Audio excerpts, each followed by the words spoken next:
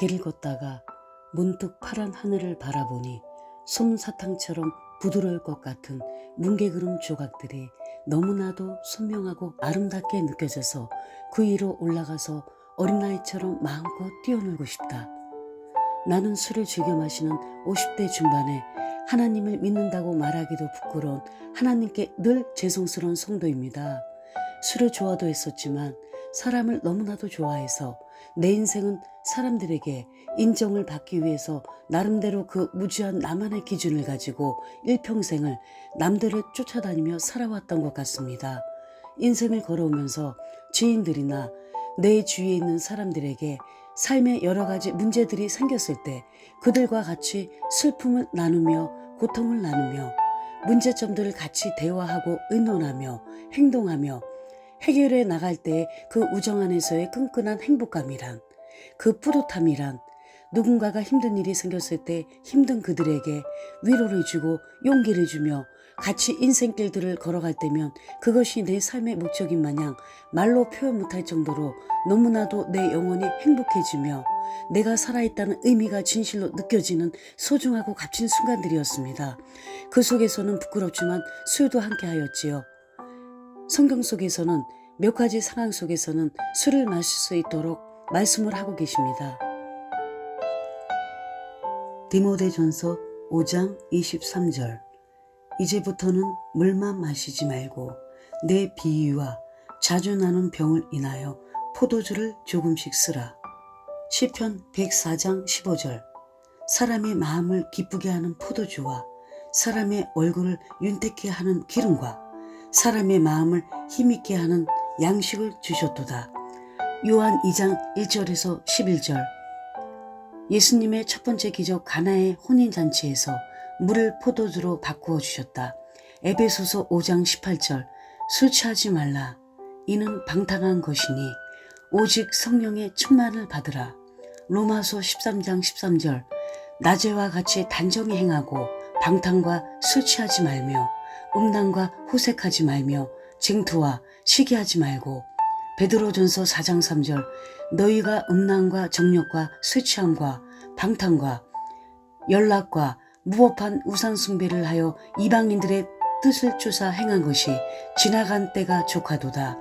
믿음 깊으신 많은 분들이 술은 죄악이라고 합니다. 그 말도 맞습니다.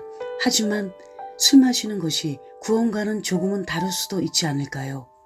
개개인의 절제의 문제이기도 한데 너무도 힘들겠지만 적절하게 절제를 잘해서 하나님 앞에서나 사람들 앞에서 조금이라도 덜 부끄럽지 않게 행동을 할 수만 있다면 죄송합니다.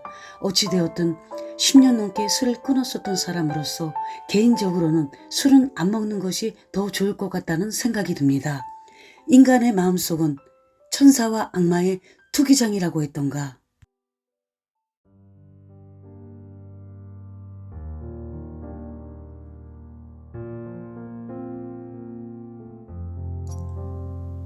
어렸을 때부터 나는 어머니와 형제들과 다 같이 교회를 다녔습니다. 아버지는 사업을 하셨었는데 교회를 다니시진 않았지만 집에서 목사님을 모시고 구역 예배를 볼 때면 식사나 간식을 대접할 수 있도록 음식을 직접 사가지고 오시곤 하셨지요. 구역 예배가 무엇인지 잘 몰랐었지만 지금 생각해보니 그래서인지 예배를 보고 나면 우리 가정의 평안함과 안정감이 더 크게 느껴지곤 했던 것 같습니다. 내가 어렸을 때의 교회는 교회 안으로 들어가면 벽 쪽 여러 군데에 예수님의 모습과 천사님들의 이미지 사진들이 늘 여기저기 많이 걸려 있어서 그 어린 마음에도 교회에 들어가면 왜 그렇게 내 영혼이 따뜻하고 편안하던지 그때 그 어린 8살, 9살 초딩들 세상 속에서 같은 동네에 철없는 개구장이, 말갈량이, 꼬맹이 녀석들이 다 같이 모여 어울리면서 고무줄놀이, 딱지치기, 계급장 먹기, 구슬치기, 공기놀이, 단망구 숨바꼭질, 무궁화꽃이 피었습니다. 온갖 놀이를 다 하고 놀다가 꼬질꼬질한 모습, 콧물 질질 흘리며 더러워진 옷으로 교회에 들어가도 밝게 웃어주시는 목사님들, 전도사님들, 지금 생각해보니 많은 권사님들과 집사님들, 우리 모두를 교회 마룻바닥에 일렬로 앉혀놓으시고 초코파이와 우유도 주시고 예수님 천사님들 엽서나 그림도 주시면 우리 모두가 환하게 웃으며 맛있게 먹었던 그 어린 날의 시간들이여. 예수님 그림 그리기 대회에서 예수님을 상상하며 그릴 때에 수염을 너무나 길게 그리거나 짧게 그리게 되면 왠지 모르게 너무도 서러워서 울기도 했던 그 순수했던 나만의 동심의 세계여. 교회 전체가 마룻바닥으로 되어 있어서 겨울엔 춥기도 했었지만 그래도 마냥 즐겁게 입에 보면서 뛰어놀기도 했던 행복했던 추억의 공간이었습니다. 초등학교 여름방학 때 일입니다. 가족들과 다 같이 해수욕장에 피서를 갔습니다.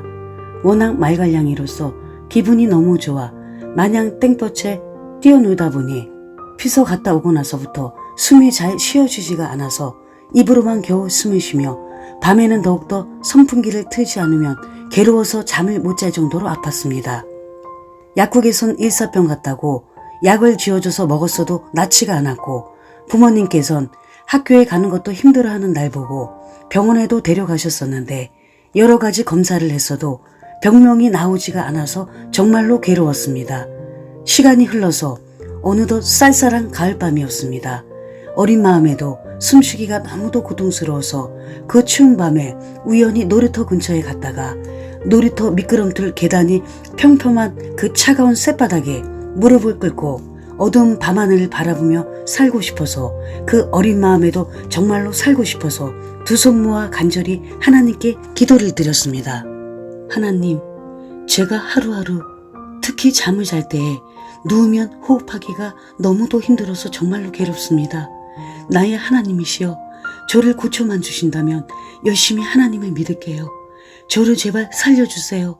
아직은 죽고 싶지가 않아요. 어린 마음에 얼마나 서러워 통곡을 하면서 깜깜한 하늘을 바라보며 부르짖으며 기도를 했던지. 그런데 놀라운 일이 벌어졌습니다. 기도한 그날 밤부터 잠을 자는데 조금씩 호흡이 나아지면서 한 일주일쯤 지나자 씻은 듯이 다 나아져 버린 것이었습니다. 그때 그 어린 마음에도 하나님은 정말로 살아계시는구나. 내 병을 고쳐주시고 진심으로 울면서 하는 기도는 꼭 들어주시며 나를 정말로 사랑해 주시는구나. 어린 마음에도 마음속 깊은 곳에서 왠지 모를 뜨거운 눈물이 자꾸만 쏟아져 흘렀습니다. 내 생애 처음으로 하나님의 깊고 깊은 사랑을 느끼며 놀라운 기적을 체험했던 감동적인 사건이었습니다. 이제는 긴 세월이 흘러서 어느덧 중년이 되어버린 지금엔 나는 하나님께서 지혜로 세우신 이 아름다운 땅 위에 하나님의 기적이 상식이 되는 세상들을 꿈꾸며 바라봅니다.